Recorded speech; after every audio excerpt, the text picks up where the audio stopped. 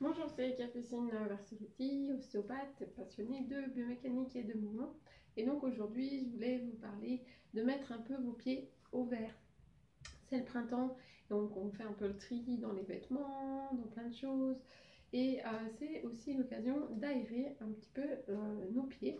Après avoir fait des longs mois dans les chaussures et enfermées. Après, vous avez peut-être déjà des chaussures minimalistes pour l'hiver. En tout cas, moi, ça a été l'achat que j'ai fait cet hiver et j'en suis vraiment contente. Et, euh, et le fait d'avoir toujours des semelles rigides fait que le pied il perd de la mobilité. Donc ça peut être l'occasion avec le printemps de ressortir un petit peu, marcher pieds nus dans le jardin, voire courir pour ceux qui sont motivés. Et donc on va voir un petit peu des petits exercices qui vont vous permettre de vous aider. Quand j'étais enfant avec mes sœurs, on faisait des concours de course pieds nus dans les cailloux et c'est vrai qu'au début on marchait, on le faisait doucement, puis à la fin de l'été on arrivait à courir facilement dans les cailloux. Donc c'est vraiment une histoire d'adaptation parce qu'on a perdu l'habitude de marcher pieds nus et nos pieds ils sont devenus tout raides et du coup dès qu'on marche sur le moindre caillou on est tout crispé comme ça, aïe aïe aïe, ça fait mal. Mais si notre pied il était plus souple et s'il avait la capacité de se tordre comme ça, donc ça c'est un des mouvements du pied qu'il va faire, c'est des espèces de torsions qu'on va avoir dans le pied qu'on a perdu.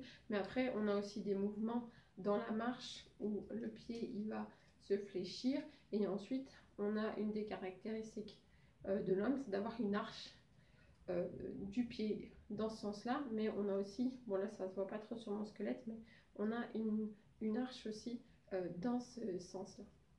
Donc je vous montre quelques petits exercices pour préparer le pied, puis ensuite eh ben, si vous pouvez aller expérimenter dans le jardin pour avoir les contraintes de l'extérieur, les petits cailloux, les herbes et tout ça. Allez, c'est parti.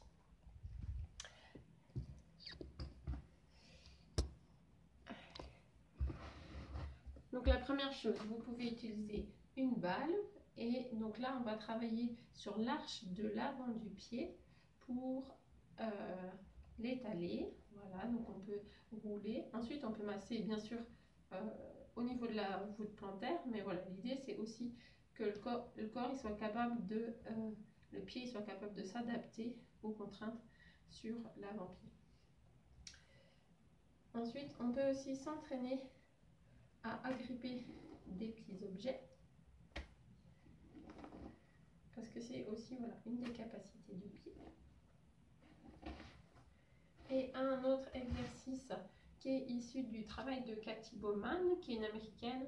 Donc elle propose cet exercice, voilà, où on va venir, que le pied va être capable de supporter la pente et puis ça va faire un étirement dans le mollet, voilà, de venir bien étaler les orteils.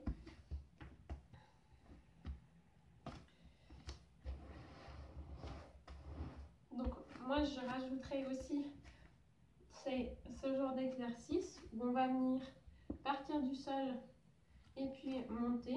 Alors ça peut paraître simple, mais en fait je me suis rendu compte que beaucoup de gens n'arrivent pas à faire ces exercices et qui sont obligés de s'aider d'un bras ou de l'autre pour monter sur leurs pieds. Et ça va permettre aussi plus tard, voilà, dans la marche, de venir propulser correctement. Parce qu'en fait, il y a beaucoup de gens, quand ils marchent, eh ben, ils n'utilisent pas leurs orteils. Donc, c'est juste voilà, des exercices comme ça, de venir sentir que les orteils ils sont actifs dans la marche.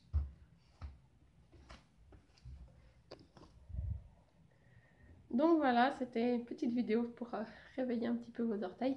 Et puis ensuite, eh ben, c'est courir pieds nus ou marcher pieds nus dehors pour avoir vraiment toutes les contraintes de l'extérieur. Vous pouvez vous abonner sur la chaîne YouTube et puis vous inscrire sur le blog. À très bientôt pour une prochaine vidéo.